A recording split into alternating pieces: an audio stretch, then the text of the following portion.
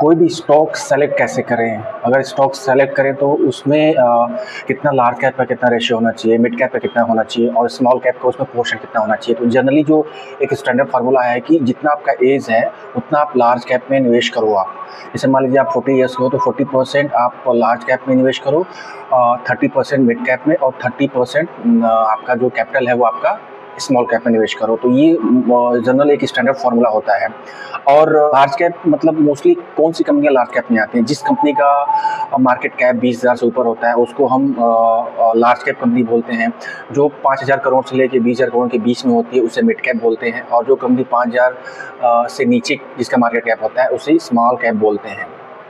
तो अगर आप इस रेशियो में अगर आप अपना जो फ़ोलियो अगर आप एलोकेट करोगे तो लॉन्ग टर्म में आप एक अच्छा खासा वेल्थ क्रिएट कर सकते हो। तो ये एक स्टैंडर्ड फार्मूला होता है। कौन से स्टॉक चूज़ करना है, कौन सा स्टॉक बेहतर है, अगर आप इसका एनालिसिस करना चाहते हो, इसके विषय में जानना चाहते हो तो मेरा प्राइवेट ग्रुप है, प्रीमियम ग्रुप है, आप उसको ज्वाइन कर सकते हो। मैं वहाँ पे कंपनी का क्या क्राइटेरिया होता है, किस बेस पे कंपनी को चूज़ किया जाता है, कौन सा रेशियो देखा जाता है, मैं वहाँ पे सब डिटेल में आपको बताऊँगा।